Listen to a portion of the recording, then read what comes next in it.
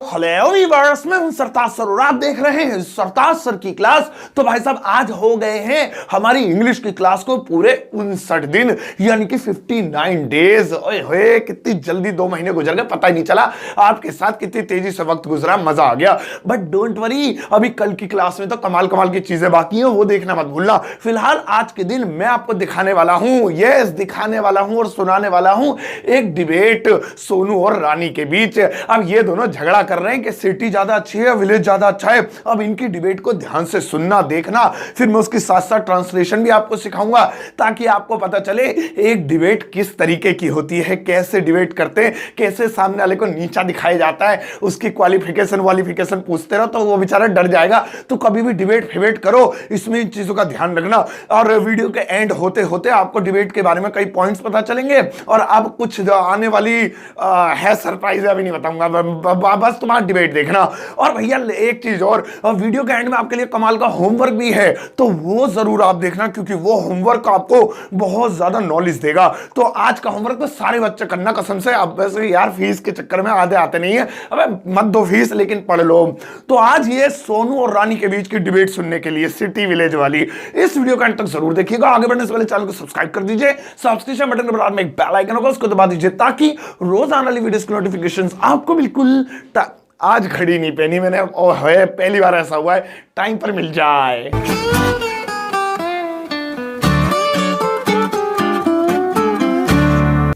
Hi Rani, what's your opinion about city and village? Which is the best according to you? Hey Rahul, I think village is much better than city because the village life is so peaceful and good. I don't think so. Cities have better transport facilities compared to the countryside. There are lots of cars, buses and trains making transportation much easier. City residents can communicate easily and they enjoy a more comfortable and enjoyable life. In the village, people eat fresh food which they grow themselves. People in village can also slaughter animals to get meat. They also enjoy lots of fruits. Hunger is forgotten in village. Because of fewer vehicles in village, people are safer and road accidents are minimized. The village also has clean air and environment is very beautiful. In a city you find most things that you need close to your house. You won't need a polluting car to get what you need. Just take a quick walk. Rural life is so simple. Families stay close together and care more for each other. Also, natural resources such as rivers, hills, monuments are plenty in village. People who are living in rural area are very important to our economy because they are the producer of food. I don't agree with you. City has more facilities than villages. People are totally dependent on technology. That's the thing I wanted to make you understand, that you guys are slave of technology. It's not benefit, it's just a slavery. You don't have proper knowledge about the topic. Okay, I agree with you. You won. It's all right. Let's go to have a hot pizza. तो ये थी debate English में। आइए अब इसकी Hindi translation जानते हैं। हाय रानी, what's your opinion? तुम्हारी क्या राय है अबाउट सिटी एंड विलेज, शहर और गांव के बारे में? Which is the best according to you? तुम्हारे अनुसार कौन सबसे अच्छा है? अकॉर्डिंग माने के अनुसार। हे राहुल, ये एक एक्सप्रेशन है। अंग्रेजी बोलते समय अक्सर ऐसे एक्सप्रेशंस दिए जाते हैं। आई थिंक, मुझे लगता है, village is much better than city. गांव शहर से ज्यादा अच्छा होता है। मच बेटर यानी ज्यादा अच्छा, ज्यादा बेहतर। बिकॉज, क्योंकि the village life is so peaceful and good. क्योंकि गांव की जिंदगी बहुत ज्यादा शांति प्रिय और अच्छी होती है। पीसफुल मतलब शांति प्रिय, जहां पर शोर शराबा ना हो। Next, I don't think so. मुझे ऐसा नहीं लगता है या मैं ऐसा नहीं मानता हूं। Cities have better transport facilities compare to countryside. अब यहां पे देखेंगे सिटीज यानी शहरों में हैव बेटर ट्रांसपोर्ट फैसिलिटीज यानी बेहतर ट्रांसपोर्ट फैसिलिटीज हैं। ट्रांसपोर्ट फैसिलिटीज मतलब आने जाने के लिए गाड़ियों की व्यवस्था, परिवहन। कंपेयर्ड, अगर कंपेयर किया जाए टू द कंट्री साइड। अब कंट्री साइड यहां पर गांव को कहा गया है। अंग्रेजी में गांव को कंट्री साइड भी बोलते हैं। There are lots of cars यानी बहुत सारी कारें होती हैं शहरों में। बसेस बसें होती हैं एंड ट्रेन्स और रेलगाड़ियां होती हैं, मेकिंग ट्रांसपोर्टेशन मच ईजियर, जो कि परिवहन को यानी ट्रांसपोर्टेशन को और आसान बना देती है। इजी माने आसान, मच ईजियर यानी और आसान। सिटी रेजिडेंस, अब रेजिडेंस मतलब रहने वाले, वहां के रहने वाले लोग कैन कम्युनिकेट, आपस में बात कर सकते हैं ईजिली, यानी फेसबुक है, व्हाट्सएप है, इंटरनेट है, वो आपस में एक दूसरे से आसानी से कम्युनिकेट कर सकते हैं।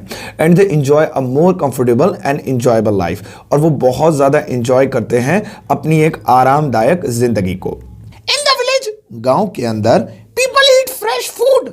लोग ताजा खाना खाते हैं। फ्रेश फूड यानी ताजा खाना, पीपल यानी लोग, ईट माने खाते हैं, Which they grow themselves. जो वो खुद उगाते हैं, विच माने जो, दे ग्रो यानी उगाते हैं, देमसेल्व्स अपने आप, अपने खेतों में, अपने घरों के आसपास उगाते हैं, वो खाते हैं। People in the village can also slaughter animals.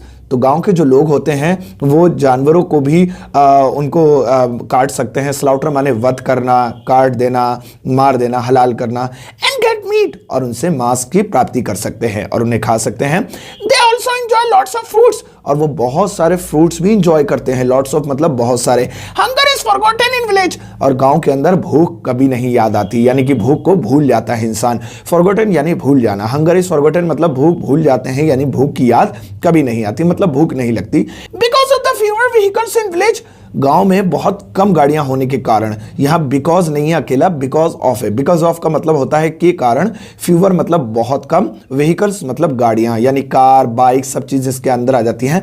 तो ये कह रहा है कि गांव में बहुत कम गाड़ियां होने के कारण people are safer. लोग सेफ हैं, यानी सेफ से भी ज्यादा सेफ हैं, सेफर हैं।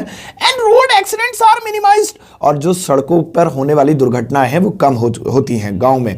The village also has clean air. जो गांव होते हैं उनमें बहुत क्लीन एयर होती है, साफ सुथरी हवा होती है। And the environment is beautiful. और जो एनवायरनमेंट है वहां का बहुत खूबसूरत होता है, बहुत अच्छा होता है। In a city you find most things you need close to your house, यानी शहर के अंदर आपको ज्यादातर जिन चीजों की जरूरत होती है वो आपके घर के पास ही आपको मिल जाती हैं। You won't need a polluting car to get, आपको ज़रूरत नहीं है कि आप उसके लिए कार निकालें, यानी कि जैसे कि अभी पहले इन्होंने कहा था कि शहर में बहुत ज़्यादा पॉल्यूशन होता है, तो इन्होंने कहा कि चीज़ें बहुत नज़दीक मिल जाती हैं, ज़रूरी नहीं है कि हम उसे कार या बाइक में लेके जाएं, पॉल्यूशन फैलाएं। व्हाट यू नीड, और जिन चीज़ों की तुम्हें ज़रूरत है वो नज़दीक मिल जाती हैं। Just take a quick walk, बस कुछ भी नहीं करना, तेज़ी से नीचे जाओ, पैदल जाओ, अपने घर से उतरो और चीज़ें ले आओ। क्विक वॉक मतलब जल्दी से पैदल जाकर ले आना। Rural life is simple. Rural life is simple, यहां पर रूरल कहा गया है गांव को। रूरल लाइफ यानी गांव की जिंदगी, जो कि बहुत सिंपल होती है। रूरल लाइफ यानी गांव की जिंदगी एंड अर्बन लाइफ यानी शहर की जिंदगी।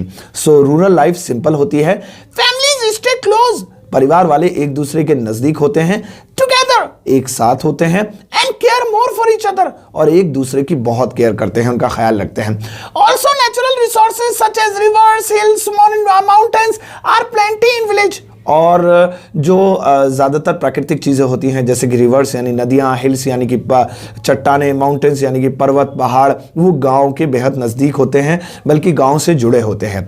People who are living in rural areas वो लोग जो गांव में रहते हैं, गांव के एरिया में रहते हैं, रूरल एरिया में रहते हैं, are very important वो बहुत खास होते हैं to our economy हमारी अर्थव्यवस्था के लिए। इकोनॉमी यानी अर्थव्यवस्था, because क्योंकि अब बताएंगे क्यों होते हैं। they are the producer of food. यानी कि वो फूड को प्रोड्यूस करते हैं, वो वहां से दूध आता है, वहां से खाना आता है, यानी गांव जो होता है वो खाने को प्रोड्यूस करता है। शहर प्रोड्यूस नहीं करता है, वो कंज्यूम करता है, यानी कि वो कुछ देता नहीं है बल्कि लेता है। I don't agree with you, मैं तुमसे सहमत नहीं हूं, यानी मुझे नहीं लगता कि तुम सही कह रहे हो। City has more facilities than villages, शहर के अंदर ज्यादा फैसिलिटीज होती हैं गांव के मुकाबले। पीपल आर टोटली डिपेंडेंट, लोग जो होते हैं पूरी तरह से निर्भर होते हैं ऑन टेक्नोलॉजी के ऊपर। That's the thing I wanted to make you understand. यही चीज मैं तुम्हें समझाना चाहती थी। दैट्स द थिंग मतलब यही चीज, आई वॉन्टेड मैं चाहता था, चाहती थी, चाहते थे, टू मेक यू तुम्हें समझाना, अंडरस्टैंड, That you guys कि तुम लोग are slave of technology. Technology के गुलाम हो। स्लेव माने गुलाम, यू गाइज मतलब तुम लोग, इसमें आदमी, औरतें, लड़के, लड़की, बच्चे सब आते हैं। It's not benefit. ये एक तरीके का बेनिफिट नहीं है, It's just a slavery. ये बस एक गुलामी है, यानी कि जिससे तुम समझते हो कि फायदा है टेक्नोलॉजी का, ये बस गुलामी है। You don't have proper knowledge about the topic. और मुझे लगता है कि तुम्हें इस टॉपिक के बारे में प्रॉपर नॉलेज भी नहीं है। ओके, अब ये एक एक्सप्रेशन है बोलते टाइम, हाँ ठीक है, आई एग्री विद यू, मैं तुमसे सहमत हूं या मैं तुम्हारी बात मान रहा हूं।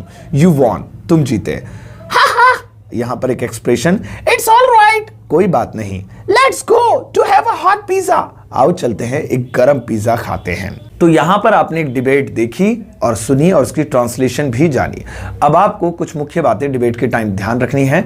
सबसे पहली बात कि डिबेट के टाइम सामने वाले को नर्वस करना है, और नर्वस कैसे कर सकते हैं, आप उससे उसकी क्वालिफिकेशन पूछिए, आप पूछिए कि उसके पास क्या प्रूफ है ये कहने के लिए, और इस तरह से आप सामने वाले को नर्वस कर देंगे तो आप ये डिबेट जीत सकते हैं। दूसरी चीज का आपको ख्याल ये रखना है कि आंसर देने से ज्यादा क्वेश्चन करिए, यानी कि सवाल ज्यादा पूछिए। आप सवाल पूछेंगे, सामने वाले के पास आंसर देने का टाइम नहीं होगा या फिर उसके पास जवाब नहीं होगा, तो वो अपने आप डिबेट हार जाएगा। एक और चीज आपको बहुत ज्यादा याद रखनी है डिबेट के टाइम, जब भी आप डिबेट करें तो कॉन्फिडेंट रहें, यानी कि अगर आपको किसी चीज का जवाब नहीं आता है सामने वाले के सवाल का, तब भी आप ऐसा दिखाइए कि आपको जवाब आता है लेकिन आप देना नहीं चाह रहे हैं, उसके बदले आप दूसरा सवाल पूछ लीजिए। अक्सर आपने नेताओं को ऐसे करते हुए देखा होगा कि जब उनसे कोई ऐसा सवाल पूछा जाता है तीखा, तो वो जवाब देने के बजाय उसे घुमा देते हैं। तो यही चीज डिबेट में काम आती है, और इसी तरह से आने वाले टाइम पर भी आपको और डिबेट्स मिलती रहेंगी। तो भैया ये थी आज की वीडियो एक इंग्लिश की छोटी सी डिबेट के ऊपर। आई एम श्योर कि इस डिबेट से आपने बहुत कुछ सीखा होगा। अब भाई साहब ये तो एक छोटी सी बेसिक डिबेट थी, आने वाले टाइम पे आपके लिए ऐसी एडवांस डिबेट्स लेकर आऊंगा ताकि आपकी डिबेट को लेकर नॉलेज बढ़े और आपको दांव पेच पता चल जाए कि सामने वाले को हराना कैसे होता है।